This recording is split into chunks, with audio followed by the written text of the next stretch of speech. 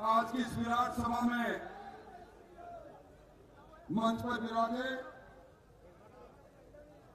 हमारे यशस्वी मुख्यमंत्री, जिन्होंने अल्पकाल के अंदर राजस्थान के आवाम को बता दिया कि जब संकल्प में शक्ति होती है तो प्रदेश में बदलाव की व्यवहार कैसे आती है। ऐसे सम्मानीय भजनलाल जी, भारतीय जनता पार्टी के विशाल परिवार, जिसके साथ 86 लाख लोग पंचनिष्ठाओं से जुड़े हैं, उस परिवार की अगुवाई करने वाले हमारे मुखिया, जिनके नामांकन में हम सब लोग उपस्थित हुए हैं, इस बार जो हैट्रिक बनाने जा रहे हैं, आदरणीय सीपी जोशी साहब मंच पर विराजे। भारतीय जनता पार्टी के मंत्रिमंडल के सम्मानीय सदस्यगण, विधायकगण, इस पार्टी की रीढ़ की हड्डी के रूप में काम करने वाले संगठन के कार्यकर्ता बंधुओं और चित्तौड़ की इस वीर प्रसिद्ध भूमि पर मेरे सामने विराजित मोतियों से महंगे कार्यकर्ताओं, किसान भाइयों, शक्ति स्वरूप माताओं और बहनों, आपका जोश देखते हुए, आपके चेहरे पर टपकते हुए उल्लास को देखते हुए मैं अपने अनुभव से कह सकता हूं कि आप इस देश के स्वाभिमान की लड़ाई को लड़ने के लिए अपने वीर योद्धा, जिनका रिश्ता इस चित्तौड़गढ़ के गांव-गांव, ढाणी-ढाणी से रहा है, सीपी जोशी जी को हिंदुस्तान की सबसे बड़ी पंचायत में भेजने के लिए मन बना चुके हैं। भाइयों, ये चित्तौड़ की धरा, ये सम्मान की धरा है, हिराणा की शक्ति की धरा है, ये मीरा की भक्ति की धरा है, पन्ना धाय के बलिदान की धरा है। यह स्वाभिमान का संघर्ष इतिहास के पन्नों में लिखा है और ये चुनाव भी इस देश के स्वाभिमान का चुनाव है। 10 वर्षों में हिंदुस्तान की चमक और धमक को हमने दुनिया में बढ़ते देखा है, तकदीर और तस्वीर को बदलते देखा है, गरीब के कल्याण को होता देखा है, 25 करोड़ लोगों को गरीबी की रेखा के ऊपर आते देखा है, 70 करोड़ लोगों के जीवन में परिवर्तन होते देखा है और इस राजस्थान को बदलते हुए मोदी जी की डबल इंजन की सरकार में देखा है। मुझे मालूम है नामांकन का मुहूर्त है,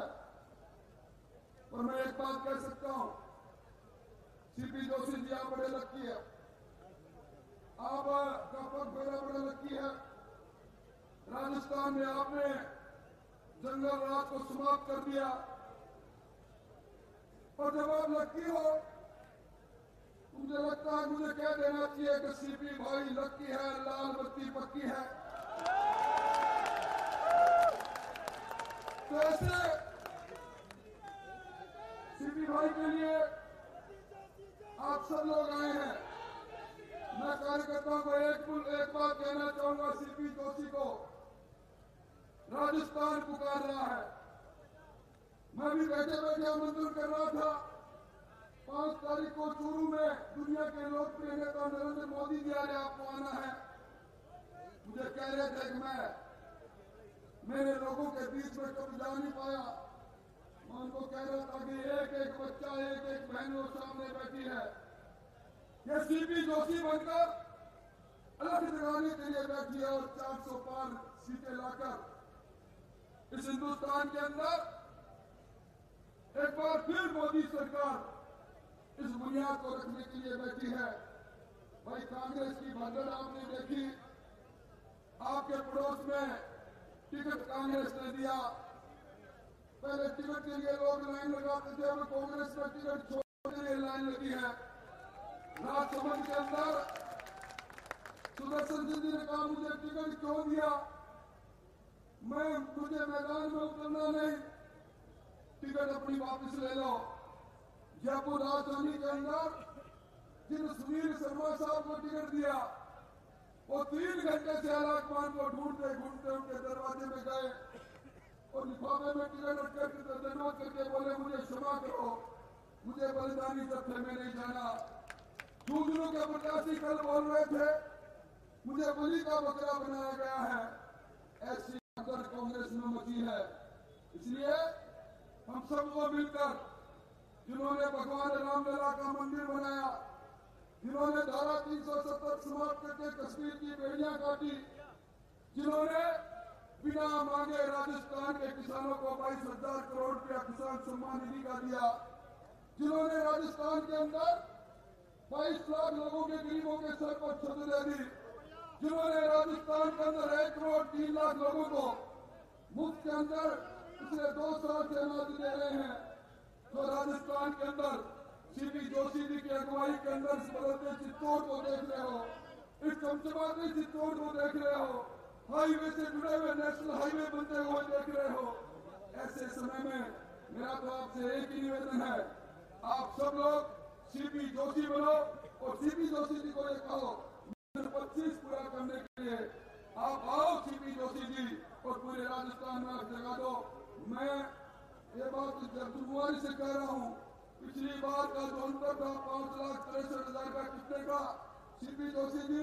मैं ज्योतिषी तो नहीं, जाति का राठौड़ हूँ, पर फिर भी मैं दावे के साथ कह सकता हूँ, पिछली बार से दुगने मतों से अगर आप नहीं जीत जाओ तो आप मुझे कहना, हम आएंगे और सीपी जोशी जी का सम्मान करेंगे उस वक्त जब आप हमारा नेतृत्व भारत सरकार में करेंगे। बहुत बहुत धन्यवाद।